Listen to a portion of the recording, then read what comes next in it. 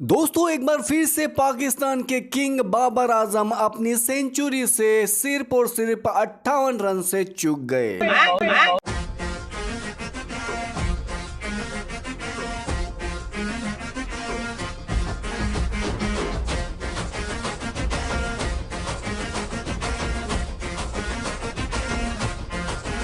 लेकिन एक सेकंड,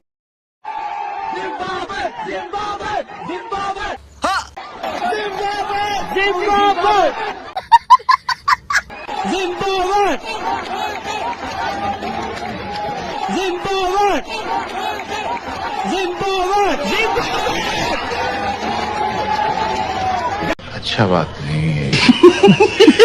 बहुत दिनों के बाद इंटरनेशनल मैच में एंट्री कर रहे बाबर आजम पहले ही मैच में फर्स्ट इनिंग में 23 रन और दूसरी इनिंग में 42 रन पे एक जैसे ही आउट हो गए।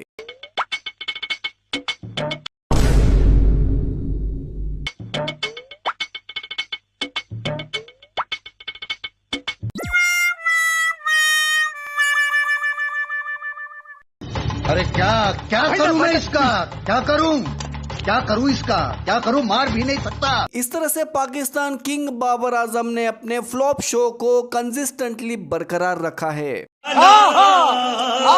लेकिन खास बात तो ये है दोस्तों कि पूरे पाकिस्तान में पाकिस्तान वर्सेस साउथ अफ्रीका के टेस्ट मैच की चर्चा नहीं हो रही है, जितनी चर्चा बाबर आजम के 100 रन क्यों नहीं बन रहे हैं उसकी ज्यादा हो रही है। भाई किस पनौती की नजर लगी है यार बाबर आजम को। 100 को तो छोड़ो भाई, बंदा 50 भी नहीं बना पा रहा है। आज 42 पे आउट हो गया है LBW अंपायर का। जब किस्मत के घोड़े लगे हो ना तो अंपायर भी भाई जरा सा भाई पैड पे लगे अंपायर भी उंगली खड़ी कर देता है। ठीक है सही जा रहे हैं पुत्र। तो बाबर आजम तो हावी करता है अपने आप को, बॉलर्स को अपने ऊपर हावी करता है, क्योंकि ना वो स्वीप शॉट्स खेलता है, ना वो रिवर्स शॉट्स खेलता है, ना वो डाउन द विकेट निकलता है।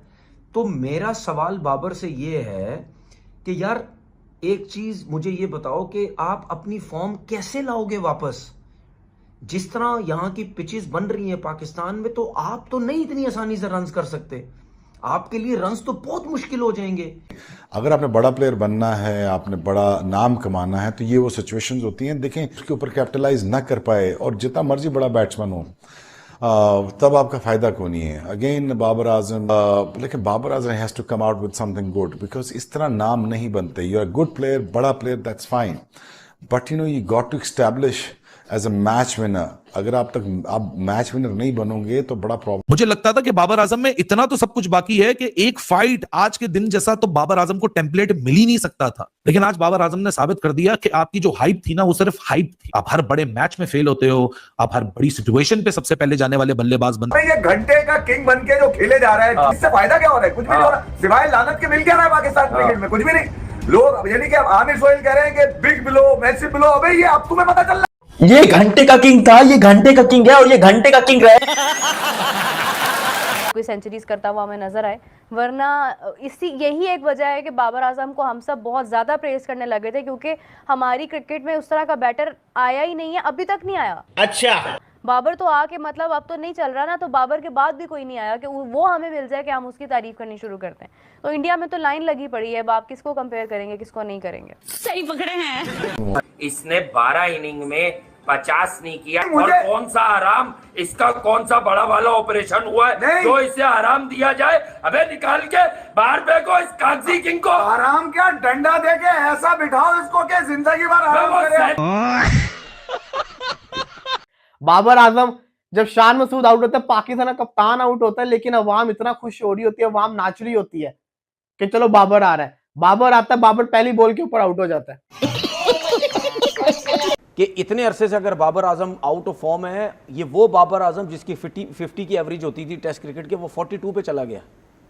2022 दिसंबर में आखिरी 50 की एवरेज पे आप 42 पे चले गए हैं। 42 का मतलब ये है कि आप रिजवान की, सलमान की इनकी कैटेगरी में आप आ रहे हैं। चल शान मसूद, ठीक है, इनकी आप कैटेगरी, शान मसूद की तो फिर भी कम है, रिजवान की आई थिंक 41 कुछ है। नहीं एवरेज की बात नहीं कर रहा इस वक्त पोजीशन। नहीं वो दोस्तों पाकिस्तानी फैंस और पाकिस्तानी मीडिया जैसे लोग आपको दुनिया में कहीं पे नजर नहीं आएंगे, क्योंकि बहुत ही अजीब तरह के लोग हैं। क्या बात कर रहे हैं? एशिया कप में जब पाकिस्तानी टीम बार बार हार रही थी तो ये लोग बोल रहे थे बाबर को लाओ, और अब बाबर को लेके आने के बाद में बाबर आउट हो रहा है तो ये बोल रहे बाबर को निकालो।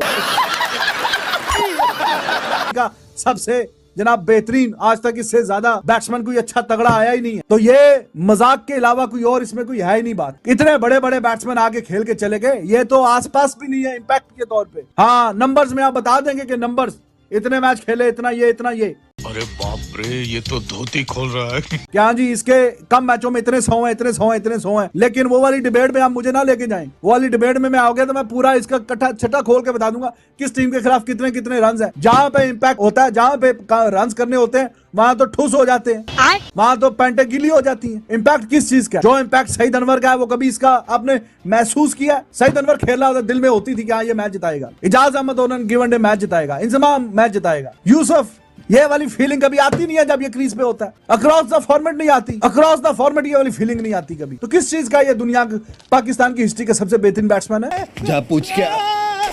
तो भाई इस तरह आप सबसे पीछे रह जाएंगे। और अगर आपने इन 2 टेस्ट मैचेस में कुछ ना किया ना, तो भाई ये सोच लो ये आपको टेस्ट क्रिकेट से भी बाहर करेंगे। बिल्कुल सही फरमाया। उसके बाद आपकी रह जाएगी वनडे की एवरेज 56 की। और अगर आप वनडे में भी कुछ नहीं करेंगे, जिस तरह आप चल रहे हैं, आप लगता है किसी की सुन नहीं रहे, ना आप डोमेस्टिक क्रिकेट खेल रहे हैं ना कुछ कर रहे हैं, भाई ये हल है, यही हल है। ये आप कोई एक नए तरीके से आप नहीं कुछ करेंगे, वो बात की बात है। आप नई डोमेस्टिक क्रिकेट खेलें, आप टेस्ट में कुछ ना कुछ कर दें, वो बात की बात है। वो आपकी किस्मत में जो लिखा है या आप क्लिक करके तो कर गए, लेकिन असूली तरीके से जो तरीकेकार है वो यही होता है कि जब कोई बैट्समैन या बॉलर फॉर्म में नहीं होता है या इंजरी से वापस आता है, उसको डोमेस्टिक क्रिकेट खेलनी पड़ती है जाके। बाबर ने तो खेला ही नहीं डोमेस्टिक। अगर बाबर आजम ने ये डोमेस्टिक के मैचेस एक मैच भी खेला होता तो इसकी अगर फॉर्म ना भी होती, जल्दी आउट भी होता, एटलीस्ट इसको एक्सपीरियंस तो होता ना रिसेंटली खेल के आने का। ये मैं कहना चाह रहा हूं। हर दफा तो नहीं ना ये कह सकते बाबर अच्छा खेला था आज आउट हो गया। नो ब्रो, आपको लंबा खेलना पड़ेगा। फास्ट बॉलर आता है, सेंटर में बॉल गिरता है बाबर के, स्विंग सीम होता है, वहां पे बाबर को प्रॉब्लम हो रही है। स्पिनर आता है। अब मुझे एक बात बताएं, बाबर की एवरेज टेस्ट क्रिकेट में 50 की एवरेज थी, ठीक है, वो करते कराते 42 पे आ गई है। अब ये जो 42 की एवरेज आई हुई है बाबर की, ठीक है, हम अभी भी कहते हैं सबसे अच्छा प्लेयर है सबसे, लेकिन 42 एवरेज आप रिजवान के साथ खड़े हो गए हैं, तकरीबन आप सलमान आगा के साथ खड़े हो गए हैं। सऊद शकील 50 की एवरेज पे खेल रहा है। तो जब आप उनकी साथ आके खड़े होंगे तो फिर क्या बोलेंगे लोग ये बोलेंगे कि जी बाबर सबसे अच्छा प्लेयर है। आपकी एवरेज तो उनके साथ आने लग गई है, आप उनके साथ खड़े होने लग गए।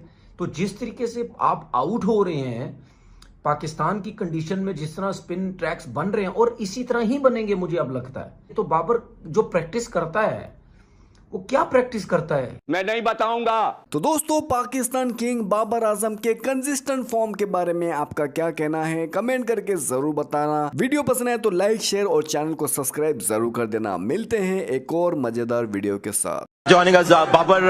Okay, first thoughts. Where did this sort of get out of hand, this game?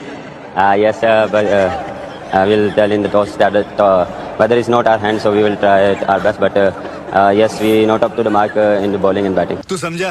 हाँ। नहीं, तू समझा नहीं।